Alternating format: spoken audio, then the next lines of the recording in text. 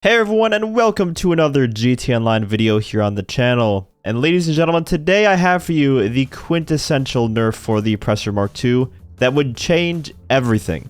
The Mark II has received nerfs to its cooldown on calling it in, and its missile tracking already, but the thing that is still very much problematic about it is its agility and maneuverability, making it very difficult for any other aircraft to take it out, which is quite frustrating when you're trying to fight it, and it just doesn't die and dodges everything you throw at it. And today, we are going to target exactly that and change what's never been changed before, its handling. Over the past couple of days, I have been toying around with the game files and have found exactly the things that I have wanted for a proper rebalance of the Mark II's handling to bring it more in line with other aircraft. And so first, I'll go through each change with regards to the value in the game files, and then I will show footage side by side of the results of each change compared to how it is now in the game. But the first change is one that doesn't have to do with the game files, but rather a suggestion in general. The Oppressor Mk II should not be able to be a favorite bike to receive the favorite bike bonus.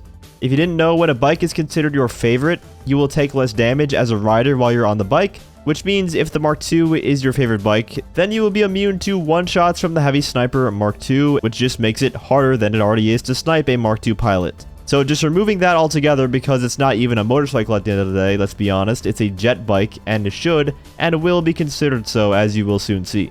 Moving on to the first big change that I gave to the Mark II though, the collision damage it takes. Aircraft take a lot of collision damage in this game. If you hit a building with a jet, you just die. That's just how it is. Or even with the thruster, if you hit buildings, you take significant damage. Well, for whatever reason, the Mark II Oppressor is not only basically immune to general collision damage, it actually takes half the collision damage that it would normally take with a value of 0.5. You also just don't fall off the bike when you run into things at a very high speed very often, which doesn't make any sense.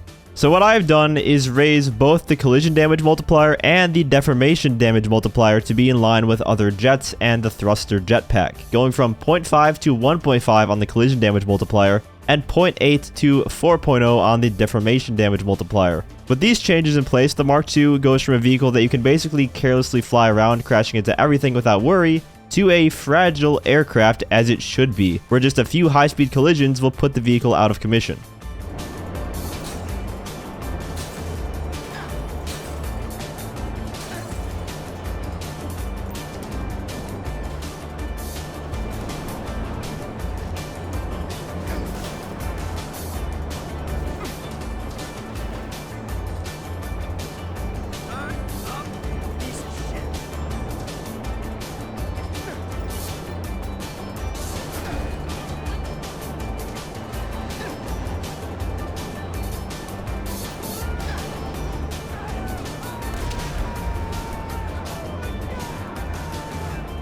There's a few instances where this would be beneficial for the game. Number one, it makes it riskier for Mark IIs to chase you on the ground into tight areas where they otherwise could just be careless. They would actually have to be wary of crashing into things. And two, if another plane hits them mid-air, they would no longer just bounce off like nothing happened, but die a fiery death. Ideally, I would also like it if they made it to where you just fall off the bike if you hit anything going really fast, but for some reason that aspect is just not there, even though it is a motorcycle. So it's a jet bike, but doesn't have the crash properties of either a bike where you fall off after hitting something, except for on rare occasions, nor does it have collision damage properties of an actual jet, so it's just immune to everything, or at least it was before this conceptual nerf. And now for the monumental changes to the handling physics of the Mark II itself. We have the yaw torque scale value. This determines how fast the vehicle can turn left and right, except it's in the negatives, which means the lower number, the faster the turn. In the game right now, the Mark II Oppressor has a yaw torque scale value of negative 7.5, which lets it turn very rapidly. And this is the main reason this vehicle is near impossible to hit with homing missiles, because it can just U-turn so fast and dodge everything that you throw at it. It's also why it can dogfight exceptionally well, because it can just out-turn everything in the game. So I turned down this value, or I guess I should say turned up this value from negative 7.5 to negative 3.5, which results in around a 50% decrease to its yaw turn speed, giving it a much wider turn radius.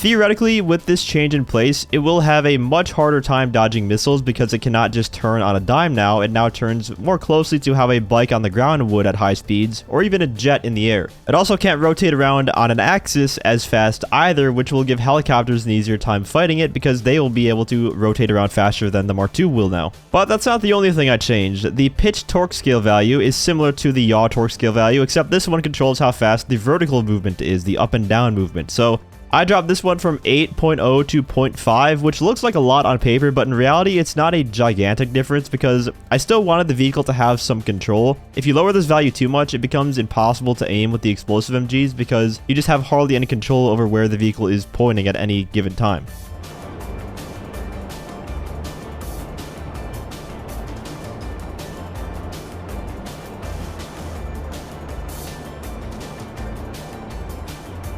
And last but certainly not least, I nerfed the Oppressor Mk II's brakes. I lowered the braking thrust scale from 1.0 to 0.2, so now instead of the Mark II being able to stop in half a second, it now slows to a still in a matter of a couple of seconds, which in combination with the yaw torque change makes the Oppressor Mk II lose its ability to instantly stop and change directions on the fly.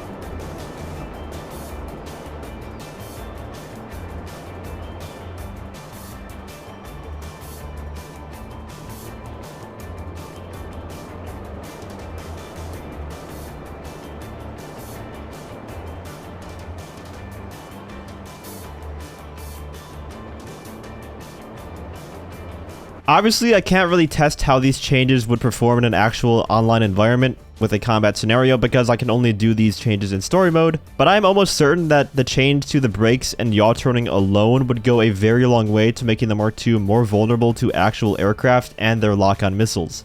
It would still be a very competent vehicle, especially for one that you can just spawn next to you through the MC menu, but not just completely insane like it is now with how easy it is to just avoid missiles and just general gunfire from everything. It also might open up to more possibilities of using other things like the Mammoth Thruster, for instance. And I know you're probably wondering about how this affects upside down flight. Well, sadly, it is still possible to fly upside down with these changes. I couldn't find a way to make it impossible without nerfing the speed of the Mark II to just unusable levels, which I would never suggest. However, it is much harder to be effective with it while flying upside down with these changes. It turns a lot slower because of the yaw changes, and the most noticeable change here that really hurts its effectiveness upside down is the brakes being a lot worse. If you try to stop and shoot someone on foot, you really can't stop completely like you can right now. The brakes take a couple of seconds to completely stop it midair. And then when you are stopped, the brakes also aren't powerful enough to draw you straight back up into the air, so you constantly lose altitude when you're aiming at the ground. And should you make a mistake and crash the bike when you are flying upside down, well, that's all she wrote because of the increased collision damage that will destroy the Mark II when crashed at upside down flight speeds. So while it is still possible, it's nerfed to a point where I think it might be okay, although I would still like to see it just not exist at all. If you fly upside down, I think you should just fall off the bike. But yeah, these changes would, I think, fix a lot of the frustration with the Mark II and GTAonline, and I truly think this would be the quintessential nerf that would finally give the advantage back to actual planes again. Let me know if you would like to see these changes be brought into GTAonline, and if you enjoyed the video or found it helpful, feel free to leave a like as well as subscribe to my channel for more GTAonline content. I also want to give a huge shout out to all of my channel members for your support. If you'd like to become a member for some exclusive perks, you can either use the join button or the link that's down in the description. And as always, thanks for watching and have a great day.